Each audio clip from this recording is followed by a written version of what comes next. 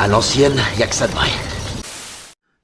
Salut les Vatosokos, j'espère que tout le monde va bien. On est en finale, on est en finale, on est en finale. La la la la la, la la la la la, la la la la la la la la la. Yes, j'ai aimé cette baston à l'ancienne, mon frère. Oui, j'ai aimé cette baston à l'ancienne. Mais oui, c'est comme ça. Ah oui, un super bon match. Voilà un Paris Saint-Germain très concentré, très sérieux dans le match. Franchement, ça fait plaisir. Ça faisait longtemps qu'on n'avait pas vu un Paris Saint-Germain aussi concentré, aussi sérieux pendant un match. Franchement, on n'a pas commis beaucoup d'erreurs. On en a commis quelques-unes, mais bon, c'est pas trop grave. Durant la durée du match, on a un petit peu été à la ramasse en début de deuxième mi-temps. Hein, on les a un petit peu laissés jouer, voilà. Mais bon, moi je m'attendais aussi en deuxième mi-temps à un forcing maximum de Leipzig.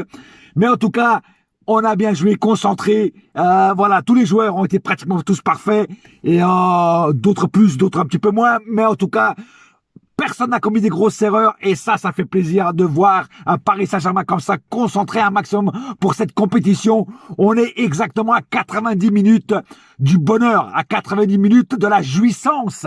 Vous vous rendrez pas compte à combien d'années nous, les supporters parisiens, et surtout nous, les anciens comme moi, on attend ce moment. C'est un truc de malade. Ça s'est jamais produit dans l'histoire du Paris Saint-Germain, aller en finale de la Ligue des Champions. Surtout, cette Ligue des Champions, c'est un truc de fou. Enfin, bon, moi, je réalise même pas encore qu'on est en finale, quoi. C'était tellement cette puissance est fort, tellement ce bonheur est fort que vraiment, franchement, je suis abasourdi. Mais en tout cas, on est en finale et ça, pour moi, c'est le plus important.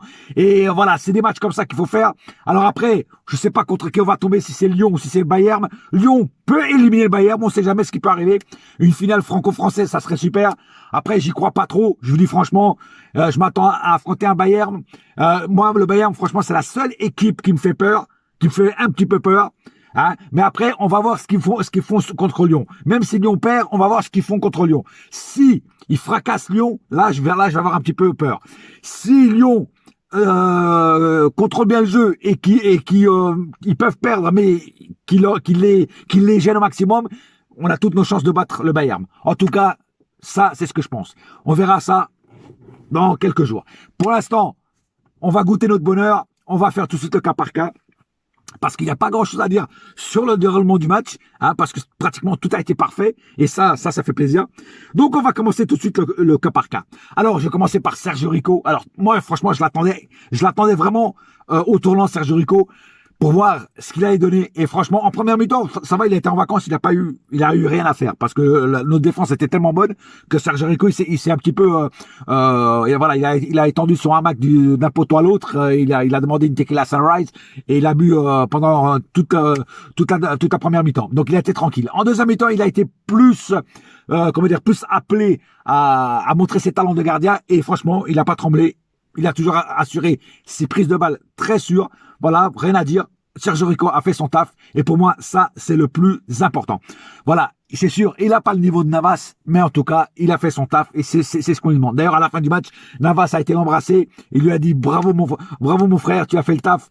Voilà, en finale, je vais revenir et c'est ce qui est le plus important. Franchement, j'ai aimé l'accolade de Navas à Sergio Rico. Kerrer, franchement, il a fait son match concentré, très sérieusement. Il n'a pas commis d'erreur. Voilà, il a commis une petite erreur vers la fin du match qui aurait pu nous coûter un but, mais ça va, il s'est bien rattrapé. Après, il y avait ses collègues qui étaient à côté de lui, donc ça allait. Mais voilà, Kerrer, je trouve qu'il a fait un match très, très, très concentré et franchement très, très bon dans l'ensemble. Voilà. Thiago Silva, énorme Thiago Silva, le monstro, il s'appelle pas le monstro pour rien. Franchement, il a tenu sa ligne de défense, il a tenu sa baraque à frites et ça, c'est ce qui est le plus important. Franchement, Thiago Silva, merci d'avoir prolongé de 2 mois pour nous faire des matchs comme ça. C'est ce qu'on te demande. Tout le monde t'appelle la pleureuse. Moi, là, sur les matchs que j'ai vus là dernièrement de toi, tu n'es plus la pleureuse. Tu es Hulk, mon frère. Tu es Hulk. Tu es l'incroyable Hulk. Tu tiens cette ligne de défense, franchement, comme Hulk défoncerait un bâtiment, quoi. C'est un truc de malade. En tout cas, voilà, rien à dire sur toi. Kimpembe, pareil, il a fait énormément un gros match.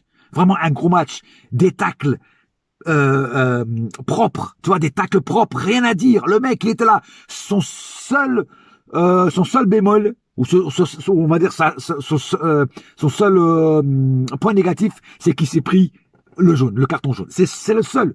Le reste, rien à dire sur Kipembe, énorme match, toujours vraiment des tacles propres, des tacles au bon moment et rien à dire. Bernat, pareil, Bernat a fait énormément un match de fou. En plus, il marque un but de la tête magnifique. Et Bernat, il fait 1m30, les bras levés tout mouillés, et le mec, il te marque un but de la tête, frère. C'est un truc de fou. Bernat, rien à dire. Très bon en défense, très bon en contre et surtout but superbe de la tête de Bernat, rien à dire. Au début, je croyais que c'était Neymar qui avait marqué, mais en fait après je regardais bien et non, c'est bien Bernat qui marque le but et il n'est pas du tout hors jeu, voilà, parce que l'autre il est plus loin, donc but accordé, tout à fait d'accord avec l'arbitrage.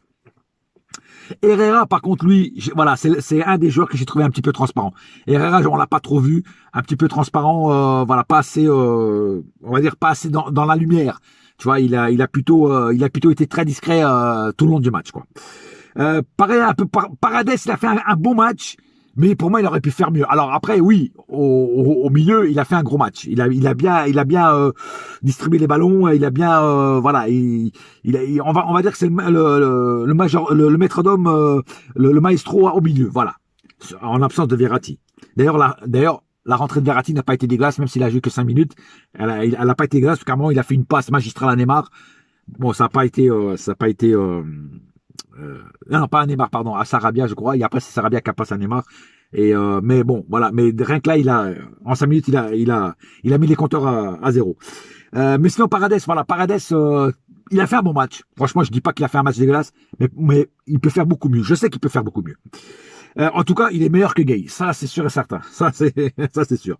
Marquinhos, pareil, Marquinhos.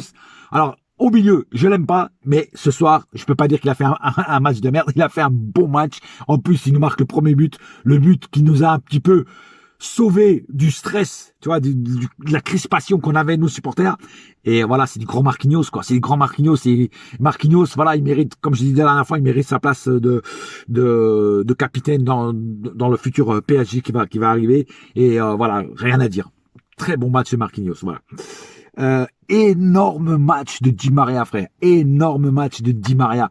Encore une fois, Di Maria nous a manqué contre l'Atalanta. Et là, ce soir, il était partout, le mec. Il distribuait des balles. Il était là. Il marque le but en plus. Il marque un autre but.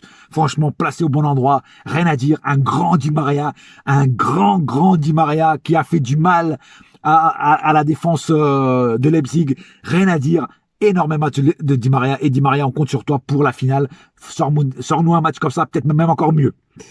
Neymar, pareil. Alors Neymar, c'est exactement la copie conforme du match contre l'Atalanta. C'est-à-dire que le mec, il marque pas le but, il loupe beaucoup devant le but, mais qu'est-ce qu'il a fait du mal à la défense de Leipzig, et pas qu'à la défense, au milieu et tout. Il a fait du mal à tout le monde, il cassait les lignes, que ce soit au milieu, que ce soit à la défense, que ce soit partout. Le mec était partout. C'est vraiment un électron libre, ce mec. On dirait qu'il est branché c'est même pas du 220 volts, c'est du 1000 volts, le mec. C'est un truc de fou. Alors oui, il a pas marqué le but. Certains vont dire qu'il a pas fait un bon match parce qu'il a pas marqué le but. Mais pour moi, il a fait un très bon match parce qu'il cassait des lignes, il faisait mal à la défense. Et pour que les autres marquent les buts, c'est que grâce à lui, parce que les autres, lui cassaient les lignes, et il fatiguait les autres joueurs. Tu vois ce que je veux dire? Voilà, c'est pour ça qu'après Di Maria, tout ça, ils ont marqué des buts, parce que c'est grâce à lui. Lui, il fait du mal aux défenses. Voilà, c'est ça qu'il faut voir aussi. Pas que les buts qui marquent ou qui marquent pas, c'est ce qui fait de bien contre les autres défenses. Et ça, aujourd'hui, il l'a fait, il a fait du mal à l'équipe adverse. Mbappé. Alors Mbappé, malheureusement, je vais le mettre dans les flops. Bon, après, je sais que c'est pas sa faute. Il revient de blessure. En plus, il joue pas. Voilà, Mbappé en pointe, c'est pas possible. Il est pas à l'aise à ce poste-là. Je l'ai toujours dit, et beaucoup de supporters sont d'accord avec moi. Mbappé, c'est pas un joueur pour mettre en pointe. C'est un joueur. C'est un numéro 7, c'est pas un numéro 9, Mbappé, à la base. Tu vois ce que je veux dire? Donc, si Mbappé ne joue pas en numéro 7, c'est-à-dire sur le côté gauche, il ne sera pas bon. Là, il manque d'espace. Voilà. Mbappé en pointe, non. C'est négatif. Voilà. Tu peux pas mettre Mbappé en pointe. Après, oui, Tourelle a décidé de ne pas mettre Icardi.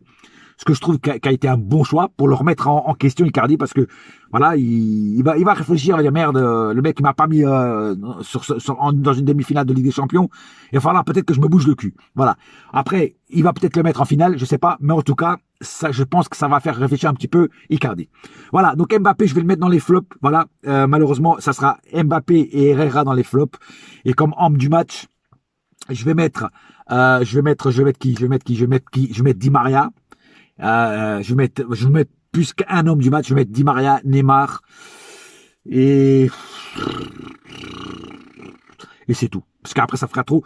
Il y en a plein d'autres qui mériteraient être homme du match. Thiago Silva mériterait être homme du match. Même Kimpembe mériterait un peu d'être homme du match. Donc, je peux pas mettre tout le monde. Donc, je vais mettre Di Maria et Mbappé et Neymar comme homme du match. Voilà. En tout cas, moi, j'ai aimé cette demi-finale. On est en finale de la Ligue des Champions. Qui aurait dit qu'un jour, je dirais ça sur une de mes vidéos, on est en finale de la Ligue des Champions. D'habitude, je dis toujours, on est en finale de la Coupe de la Ligue, on est en finale de la Coupe de France. Mais jamais j'aurais cru qu'un jour, hein, j'aurais dit, on est en finale de la Ligue des Champions, frère. Et puis en plus, ce stade de la Luz, ce stade du Benfica, hein, qui est quand même, il nous porte chance. On joue toujours là, il nous porte chance. Tu vois ce que je veux dire? C'est la lumière, c'est le stade de la lumière. Voilà, on appelle, nous ici au Bled, ce stade, parce que bon, ici au Portugal, mon club préféré c'est le Benfica, tu vois.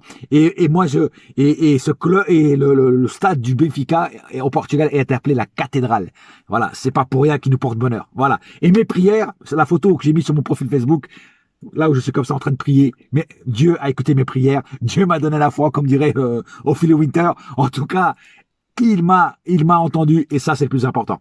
Voilà, j'ai pas plus à dire, je vais pas plus vous emmerder. Je sais que les supporters, ceux qui sont sur Paris, ils vont fêter ça sur les Champs-Élysées. Ça va être le feu ce soir sur les Champs-Élysées. C'est un truc de malade. C'est dommage que j'y sois pas pour faire la fête avec mes potes, avec Guston, avec plein d'autres potes parisiens qui sont sur Paris. Franchement, mais bon, c'est comme ça, on peut pas tout avoir dans la vie. En tout cas, bonne soirée à tous et n'oubliez pas une chose, un seul cœur, un seul club, c'est celui-là mon frère, c'est Paris ma gueule, yes my friend, et la saga, oui la saga, la putain de saga continue mon frère, en Ligue des Champions. Ouh, boya!